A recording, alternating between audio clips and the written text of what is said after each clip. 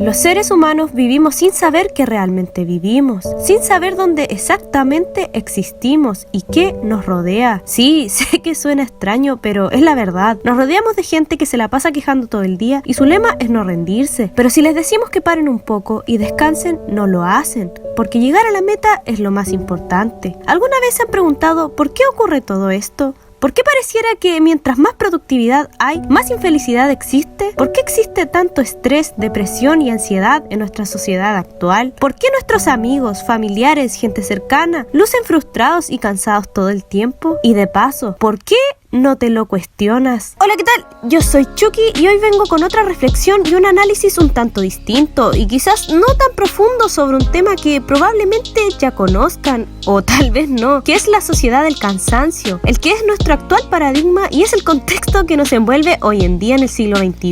Y además es mi primera vez, pero no la última, hablando de Naruto y me hace mucha ilusión porque es un manga muy importante para mí y considero que este tema lo puedo ligar a él. ¿Que estoy juntando peras con manzanas otra vez?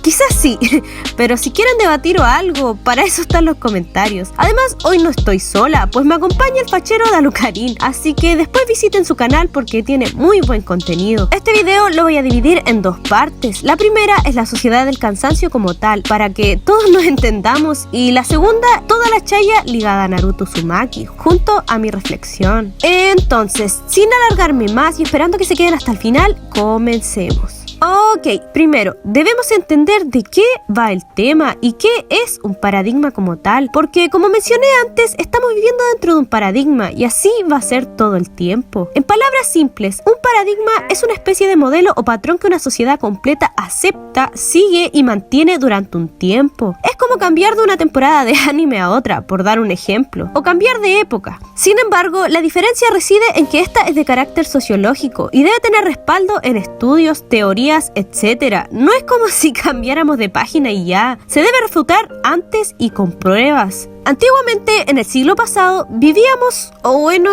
quizás nuestros padres o abuelos vivían bajo el paradigma fisiológico, donde la gran mayoría de enfermedades estaban en el cuerpo, y además se vivía bajo el lema del no puedo y la negatividad. Todo esto lo menciona el antiguo y hermoso referente Michel Foucault, quien hablaba de una sociedad disciplinaria, donde para ser correctos se nos debía castigar. Todo se basaba en la vigilancia y el control de las masas, donde también se hablaba de las zonas de reclutamiento para crear personas o sujetos dóciles que fueran fáciles de manipular en un futuro. Que todos tuvieran el mismo tipo de pensamiento y actitudes, ya que todo era regido por el poder. ¿Y quién creen ustedes que tenía el poder?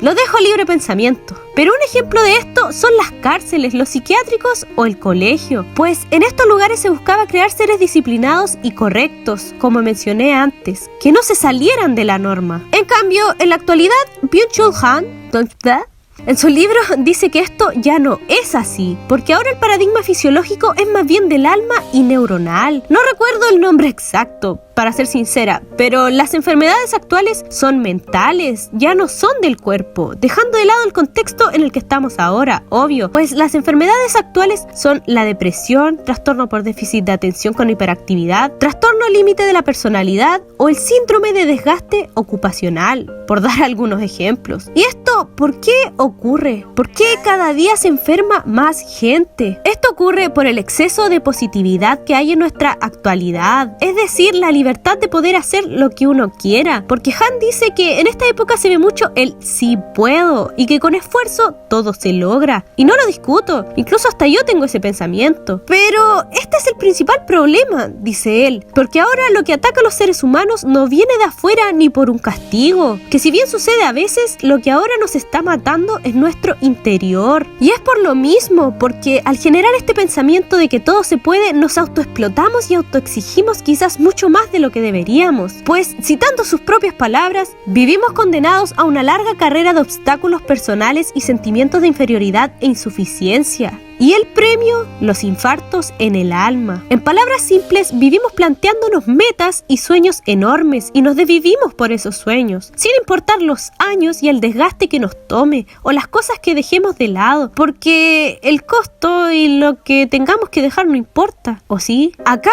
es donde entra el tema principal de esta reflexión, que es la sociedad del cansancio, nuestra sociedad. Pues esta positividad y este pensamiento de que siempre se puede, al final del camino o del día, crea inconscientemente seres cansados, agotados y devorados por el mismo ego. En el fondo, somos víctimas y verdugos de nosotros mismos, porque si bien antes el entorno era el responsable, ahora nosotros lo somos. Si te descuidas la salud, si descuidas a tu familia, etcétera, que tampoco estaría tan mal si tu sueño es muy importante para ti. Pero ¿no crees que quizás un pequeño descanso te haría hacer las cosas mejor? Sentirte menos cansado tal vez. Y acá entra otro plus, que es algo que yo misma he notado, que actualmente es muy difícil decir que no, porque se ve mal, porque es egoísta, es ser pesimista, y claro, debe haber un balance, pero si no tienes ganas de ir a una fiesta, de contestar un mensaje o de salir, por ejemplo, porque estás cansado o incluso solo si no quieres y ya, eso está bien. Pero nuestra sociedad actual se ve mal,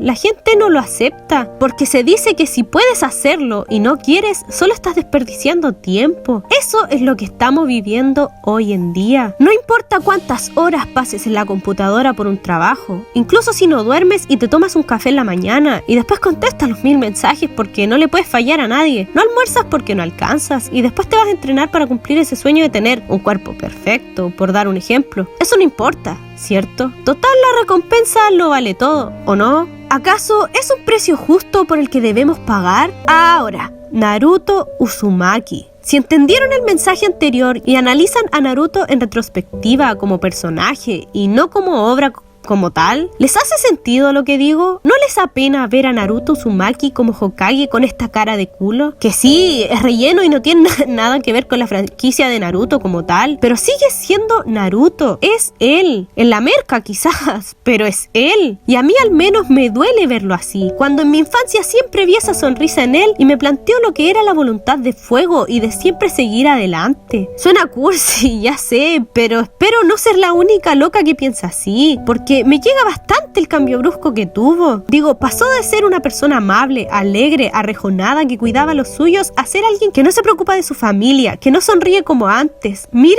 esas ojeras, analicen cómo habla y cómo actúa, la fuerza que ha perdido, su energía, que aunque en el manga esto no es canon, también se puede ver en el manga de Boruto estas cosas, de lo poco que he visto. Y no me pueden decir que es porque está viejo, porque Tsunade tiene como 1000 años y sigue peleando con todas sus fuerzas. Jiraiya incluso cuando estaba vivo era mucho mejor de lo que es Naruto ahora. Y eso que Naruto no es tan viejo. Ese es el problema del personaje. El exceso de positividad que tuvo Naruto en sus inicios fue lo que lo llevó a lo que es ahora. Esa mentalidad de optimismo inagotable sirvió en su momento. Él podría haber logrado sus sueños sin rescatar a Sasuke como todos a su alrededor le decían, pero su exigencia consigo mismo lo hizo esforzarse de más. Y sí, Naruto logró todo lo que quería, cumplió la profecía, rescató a su amigo, evangelizó a medio mundo, pero todos los logros que obtuvo siendo un adolescente son los que hoy en día lo terminan condicionando en Boruto. Por más que se haya convertido en Hokage y alcanzado su sueño, Naruto se autoexigió tanto inconscientemente de más que cuando logró su meta, no le produce la satisfacción que esperaba después de todo ese agotador viaje que tuvo a lo largo de su vida. La actitud depresiva actual del ex ninja rubio hiperactivo no se debe a la propia iniciativa que tenía en el inicio de la serie, sino en cómo se autoexplotó para conseguir esa meta que tanto soñaba de chico. El exceso de trabajo era intenso y se terminó convirtiendo en una autoexplotación. Si bien esforzarse por conseguir una meta es hermoso y ese exceso de positividad refleja todo sentimiento de libertad y querer sobresalir y ser alguien en la vida, el problema viene cuando esa actitud se sale de control y no tiene un límite que nos termina llevando a nosotros mismos a un pozo en el que nosotros mismos nos metimos.